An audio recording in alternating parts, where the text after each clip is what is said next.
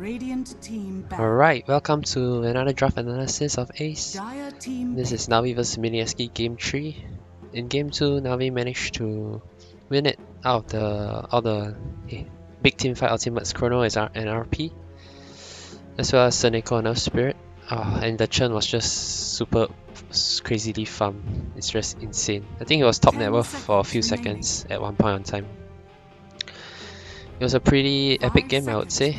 Go check it out if you haven't watched it. And now we're into game 3. Will Navi be able to win Mineski and move on to face EG later on? There'll be something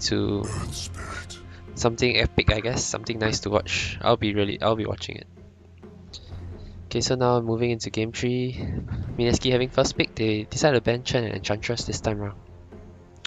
Navi has been doing very well with it. Enchantress in game 1 the Chen didn't work out, but in game 2 it definitely Mineski felt like they cannot give this hero to Navi anymore. Roger was just way too good on it. It wasn't just an early game 2 anymore. He didn't just help them win the lanes.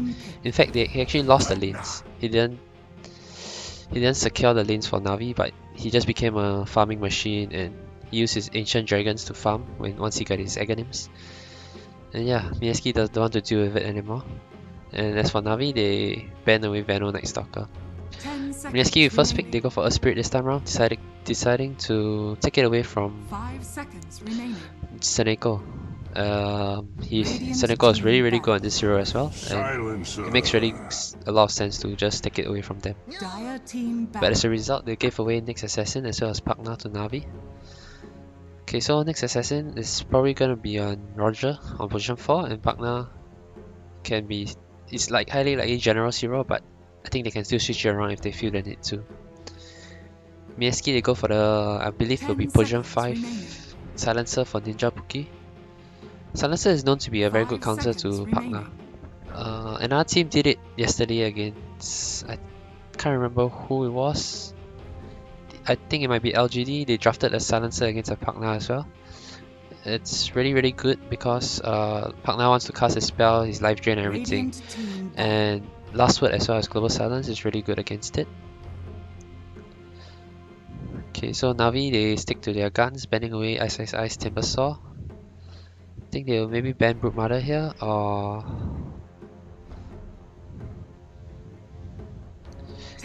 Mineski don't want to play against the Faceless Void anymore, seeing that how Crystallize is really strong at that hero, and how Navi can actually play around that hero really well as well.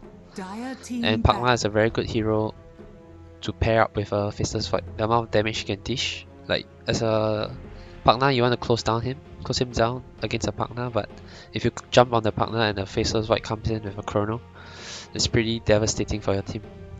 So they decided to just remove this Faceless Void. And Navi, smartly, they removed the Anti-Mage. Anti-Mage is really good against Pakna as well. The Mana Burn as well as the Mana Void, both are very good against Pakna, and it's a hero that can definitely close down a Pakna.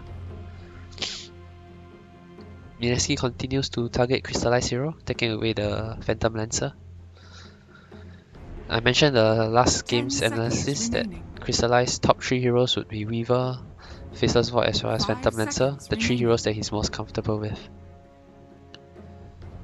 PL is a natural Mansa carrier, and he already have an answer towards Global Silence as well as Earth Spirit Silence. And he's a hero that if he closes down on the Silencer or Spirit, there's almost nothing that they can do against him. They can actually just be killed by his illusions. Navi, they go back for the Seneko Struck hero on the position 5. It seems to be the next Lich, like this Jakiro pick is replacing Lich as the number 1 position 5 hero. A lot of teams are favoring it now over Lich. 5 seconds remaining.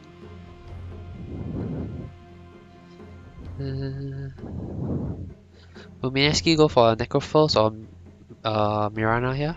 Both is their comfort heroes. They like to play around this, especially in the second phase, they'll pick it up. Either for Nana or Mushi.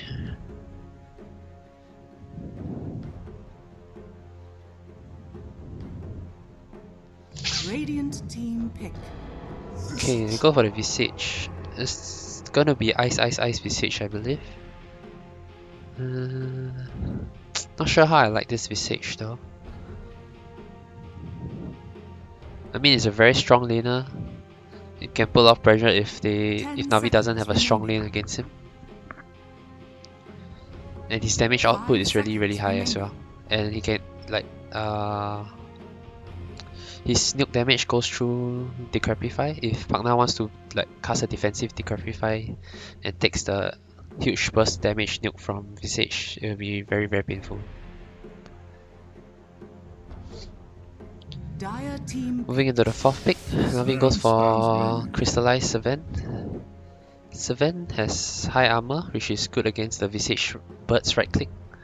And the cleave can be very good at dealing with killing the birds as well. 10 seconds This 7 remaining. also allows Navi to, maybe if they want to, they can go back for Dandy on the 5 Magnus again. seconds remaining. Although I don't think it will be that good this game. He's going to be the sole initiator. Although Empower is definitely good, but he's going to be a sole initiator against likes of Earth Spirit, Silencer as well as Visage. There's a lot of things that can cancel his blink. There's a lot of things that can disrupt his combo. So it's not going to be a very good Magnus game. Sylvan is a hero that takes up a lot of farm, so Dandy, if he wants to pick up a hero here, I would prefer if it's not a hero that takes up a lot of space.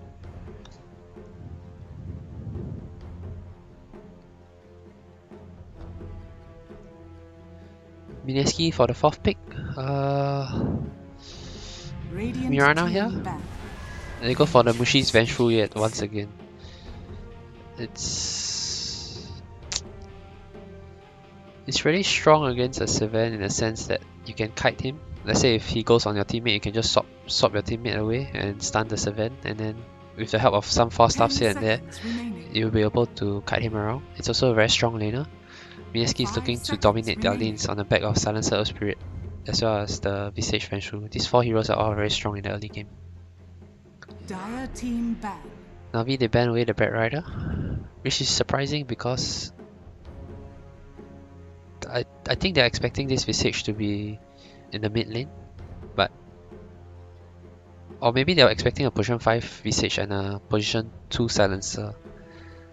It's 10 still a seconds possibility, remaining. but I don't think Bat Rider is good for Mineski in the sense that Navi already has Nyx Assassin, 5 and Nyx is seconds known to be one of the remaining. best counters against Bat Rider.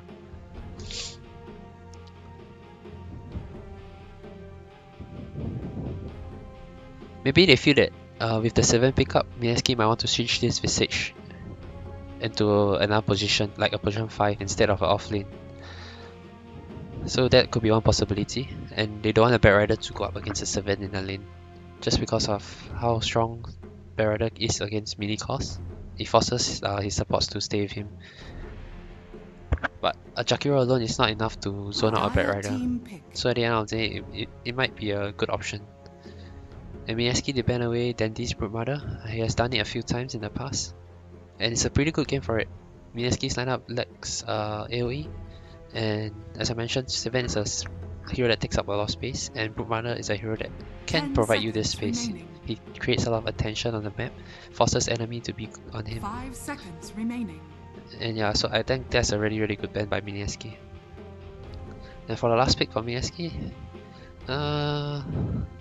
they can consider going back for Nana's Tinker. It's really good at the laser will be very good against Sylvan, Radiant or a team Razor pick. maybe.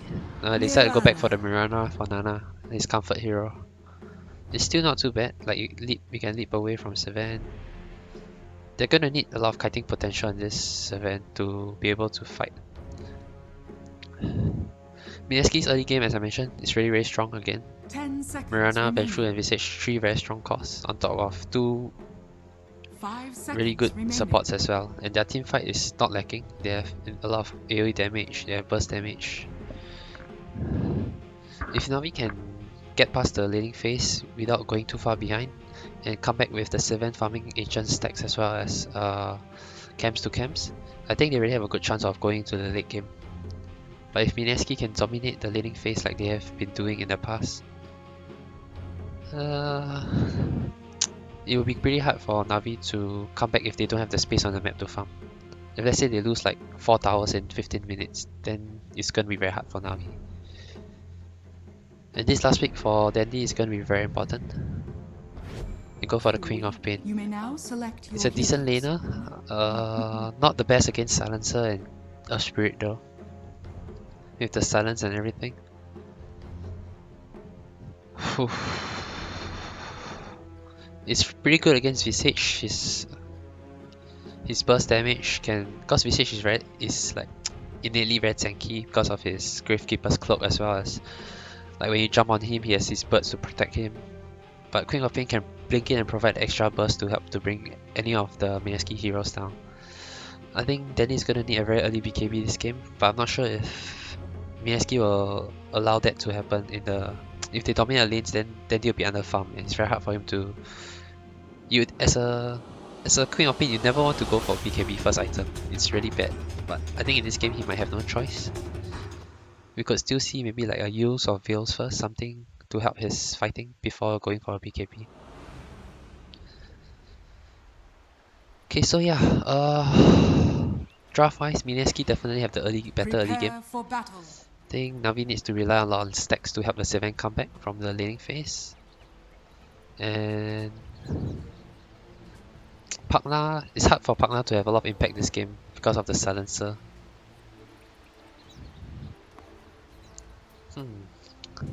It's a pretty even draft with both teams having their own game plan. I think Navi still have a pretty good shot going late game. I really hope they can win and go and face EG in the next round later on. Yeah. Alright, just let me know what you think about the draft. And if you like it, please subscribe and like the video. Thank you.